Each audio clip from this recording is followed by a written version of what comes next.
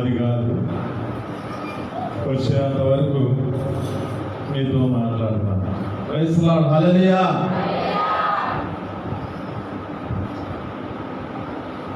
గత వారంలో మనం అంతకుముందు నుంచి ఆగస్టు 15వ తారీఖున ప్రార్థన చేస్తాము.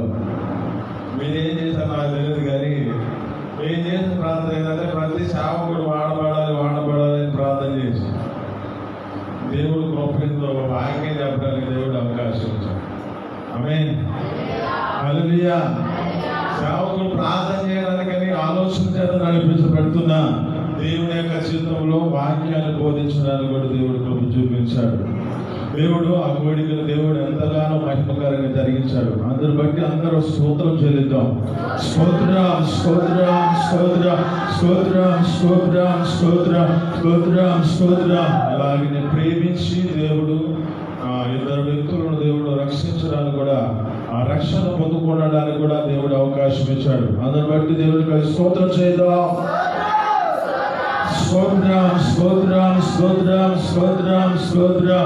శరీరకంగాను ఆత్మ సంబంధంగాను దేవుడు ఆత్మీయ ఆహారాన్ని, శరీర సంబంధమైన ఆహారాన్ని కూడా సమృద్ధిగా దేవుడు అనుగ్రహించాడు. అందరు బట్టి దేవుడికి స్తోత్రం చేద్దాం. స్తోత్రం స్తోత్రం స్తోత్రం స్తోత్రం స్తోత్రం స్తోత్రం స్తోత్రం. ఇప్పుడు ఈ బైబిల్లో ఉన్న మాటే నాకు దేవుడు కృపను బట్టి ఉదయకాలంలో దేవుడు నాతో కూడా మాట్లాడాడు అన్నమాట. యాకోబు సువార్త 15వ అధ్యాయము 1వ వచనంలో ఉన్న మాట, నేను నిజమైన ద్రాక్షావల్లిని, తండ్రి వ్యవసాయకుడు అంటున్నాడు. నేను నిజమైన ద్రాక్షావల్లిని, నా తండ్రి వ్యవసాయకుడు అంటున్నాడు. ఇక్కడ ఎవరు సంబోధిస్తున్నారు అంటే ప్రభువైన యేసుక్రీస్తు సంబోధిస్తున్నాడు. ఏమని సంబోధిస్తున్నాడు అంటే, నేను ఒక ద్రాక్షావల్లిలో నేను ఉన్నాను. ఇప్పుడు నేను ఒక నిజమైన ద్రాక్షావల్లిని. ఇప్పుడు నా తండ్రి మంచి వ్యవసాయకుడు. అయితే తర్వాత చదవండి.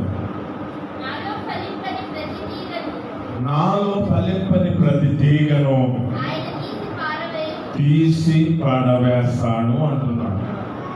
ఏంటి? ఎక్కడైనా ఇప్పుడు ఫలాలు ఫలించే స్థితిలోకి రావాలి, కానీ ఇక్కడ అంటున్నాడు తీగ ఫలించాలి. తీగ ఫలిస్తేనే నాలో ఫలింపని ప్రతి తీగను తీసి పడవేస్తాను అంటున్నాడు.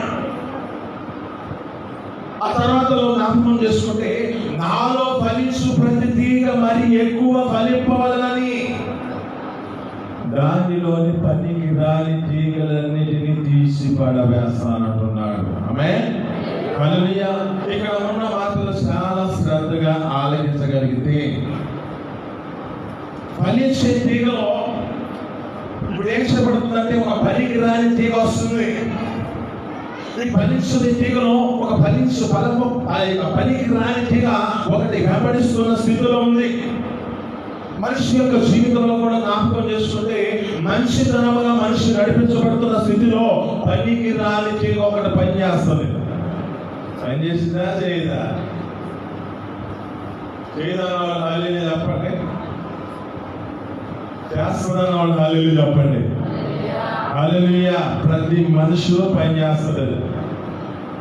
కానీ మనిషి తన జీవితంలో దాన్ని తెలుసుకొని ఇక్కడ ఏం చెబుతుందంటే, ఫలించు తీగ మరి ఎక్కువగా ఫలింపవలనని దానిలోని పనికి రాని తీగను అంటున్నాడు. మీకు తెలిసిన సందర్భమే గుర్తు చేస్తున్న మాట. మన ఆన్లైన్లో చెప్పిన మాటే 10వ తారీఖు అందరికీ ఏమైపోయింది? భారం అయిపోయింది. దేవుని సన్నిధికి రావాల్సిన మన జీవితాల్లో ఆయన సన్నిధి మనకి ఇచ్చిన నియామక కోటాలలో మనం పాల్గొనాలి. నీకు ఇచ్చాడు కదా ఆయుష్, నీకు ఇచ్చాడుగా ఈ యొక్క జీవం. ఈ జీవాన్ని బట్టి దేవుని సన్నిధిలో నువ్వేం చేయబడాలి? కృతజ్ఞతాపూర్వకమైన స్థితిలో దేవుని సన్నిధికి నడిపించబడాలి కదా. అది కూడా పెట్టింది నీకోసమే కదా. నీకు కలిగిన సమయం, నీకు కలిగిన శ్రమ, నీకు కలిగిన ఏదైనా సమస్యలు ఉంటే వాటి కొరకే ప్రత్యేకంగా ప్రార్థన చేస్తున్నారు కదా. మరి ఆ దినం మనం మర్చిపోతే ఎలా ఉంటుంది? మళ్ళీ ఎక్కడికి వెళ్తుంది కానీ వద్దులే కానీ ఆ దేవుని యొక్క మాటలు జ్ఞాపకం చేసుకుందాం. అంటే ఇక్కడ ఏ చెబుతుంది అంటే దేవుని సన్నిధిలో ఎదుగుతున్నానని చెప్పుకుంటున్న వ్యక్తి కనబడుతున్నాడు. ఇక్కడ వచ్చాడు, పరిగెత్తుకుంటూ వచ్చాడు దేవుని సన్నిధిలో యవనస్తుడు ప్రభువైన యేసుక్రీస్తు ఎదుటికి. చూడండి అతని పని ఎలా ఉందంటే చాలా ఉత్సాహంగా ఉంది. ఉత్సాహంలో వచ్చిన వాడి ఏమైపోయాడంటే నిరాశతో దుఃఖపడుతూ వెళ్తున్నవాడు అంటగా. చూడండి మనిషి యొక్క జీవితం కూడా అదే. పరిస్థితులు బట్టి జ్ఞాపకం చేసుకుంటే వారి జీవితాల్లో వారి కలిగిన అనుకూలమైన సంతోషం చేత నింపబడుతున్నప్పుడేమో ఒక సంతోషకరంగా దేవుని సన్నిధిలో పరిగెత్తున్నారు. కానీ పరిస్థితి ఏదైనా తారుమారైంది అనుకో, ఇక నడవటం కూడా కష్టమైంది. పరిగెత్తడం నరాశ. ఇది కాకపోతే ఇంకోటి అని చెప్పే పరిస్థితి వస్తూ ఉంటుంది.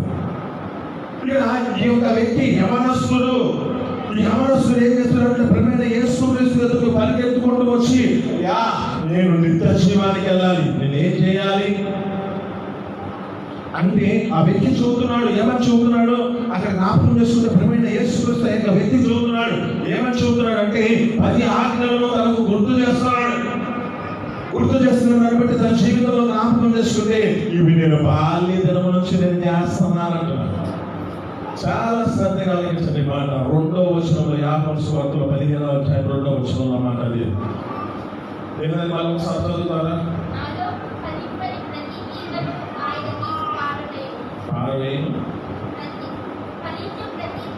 ఫలించు ప్రతి తీగ మరి ఎక్కువ ఫలింపవలనని దానిలో పనికిరాని తీగలు పడవేసుకోవాలనే స్థితిలో గుర్తు చేస్తున్నాడు. తీసి వేస్తానంటున్నాడు.